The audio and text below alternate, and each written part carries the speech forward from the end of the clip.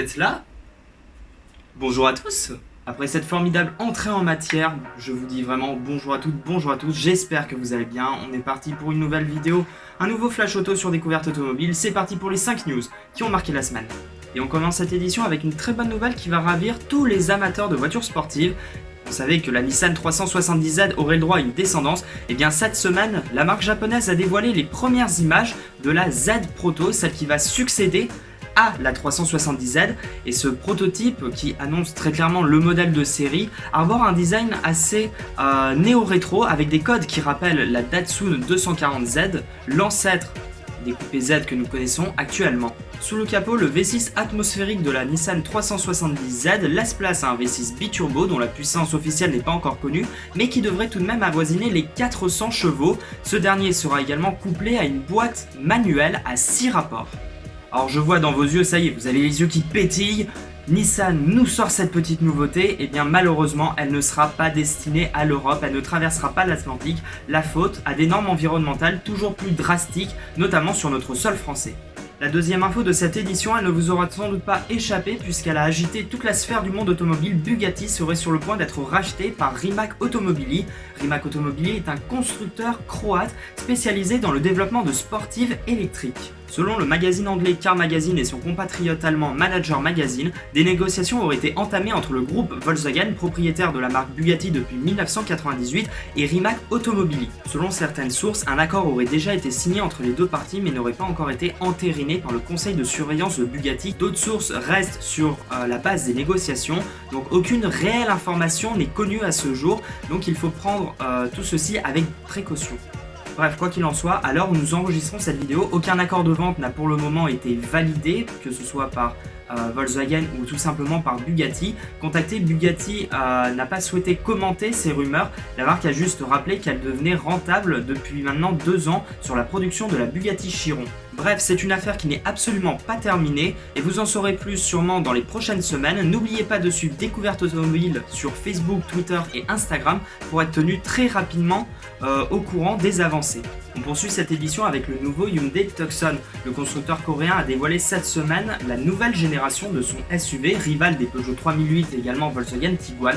Et le moins que l'on puisse dire, c'est que Hyundai a mis le paquet sur le niveau du style, avec un look beaucoup plus musclé, beaucoup plus affirmé, avec notamment cette grande calandre à l'avant, mais également un bandeau lumineux à l'arrière, chose que l'on retrouve maintenant sur beaucoup de modèles, y compris ceux du groupe Volkswagen qui s'est fait spécialiste en la matière, avec notamment des modèles qui vont de Porsche à Seat. L'intérieur de ce nouveau Hyundai Tucson est carrément métamorphosé mais reste quand même assez classique dans son style. L'écran central va du 8 pouces au 10,25 pouces sur les finitions haut de gamme. Face au conducteur se dresse un combiné digital que l'on retrouve également sur d'autres modèles de la catégorie. C'est devenu un équipement absolument indispensable pour ce genre de véhicule.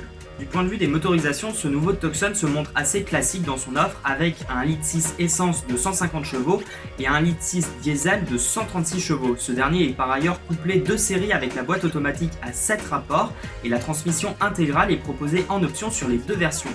Une version hybride rechargeable va arriver au catalogue d'ici l'année prochaine en cumulant 265 chevaux, mais pour le moment le catalogue doit se contenter d'une version hybride non rechargeable de 230 chevaux. On reste sur le monde des SUV avec cette fois-ci le Jaguar F-Pace qui arbore un tout nouveau restylage qui lui permet de continuer sa carrière un petit peu plus sereinement face à des concurrents germaniques toujours très prisés du public.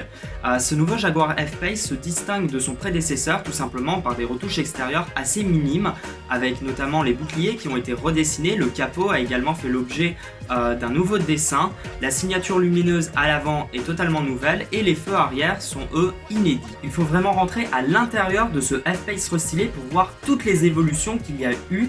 Déjà la planche de bord est totalement nouvelle, elle abandonne le dessin de la Jaguar XE, de celle de la Jaguar XE dont elle était en fait totalement issue pour arborer un tout nouveau style beaucoup plus fluide et qui inspire une vraie identité à ce nouveau Jaguar F-Pace. L'interface tactile a également évolué, l'écran atteint les 11,4 pouces et face au conducteur se dresse un combiné de 12,3 pouces et ce dessin justement est l'occasion de renouveler non seulement les commandes physiques, notamment de climatisation, mais également la commande de boîte de vitesse. Adieu donc la molette qui servait de sélecteur de vitesse, elle a laissé place à un levier de vitesse un petit peu plus conventionnelle. Sous le capot, Jaguar a misé essentiellement sur la puissance avec un 4 cylindres diesel d'entrée de gamme de 163 ou de 204 chevaux qui est épaulé par un 6 cylindres en ligne diesel également de 300 chevaux. Au niveau des essences, il y a un 2 litres de 250 chevaux qui fait office d'entrée de gamme et il est épaulé par un 6 cylindres en ligne de 400 chevaux. Tous ces blocs disposent maintenant d'une micro-hybridation de 48 volts, hormis la version essence de 250 chevaux.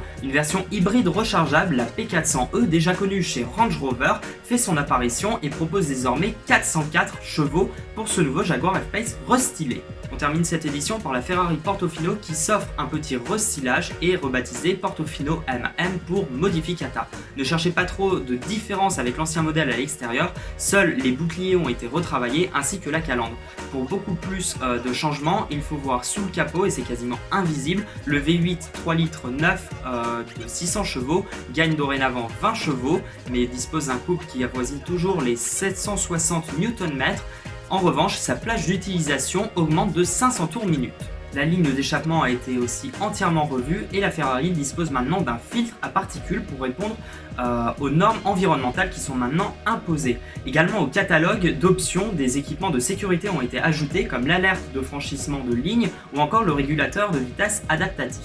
C'est la fin de ce Flash Auto, j'espère que vous avez aimé cette vidéo. Comme d'habitude, n'hésitez pas à la liker, à la partager et à la commenter également. Ce serait super sympa. N'hésitez pas non plus à vous abonner à la chaîne pour recevoir les notifs dès qu'une vidéo sera publiée. Il y a des essais qui doivent arriver, il y a d'autres vidéos comme celle-ci d'informations qui doivent être prêtes, une chaque semaine au moins, chaque dimanche à 18 h. En attendant, suivez-moi sur les réseaux Facebook, Twitter et Instagram Découverte Automobile, également sur le site découverteautomobile.com. Je vous retrouve la semaine prochaine, merci pour votre fidélité et à très bientôt.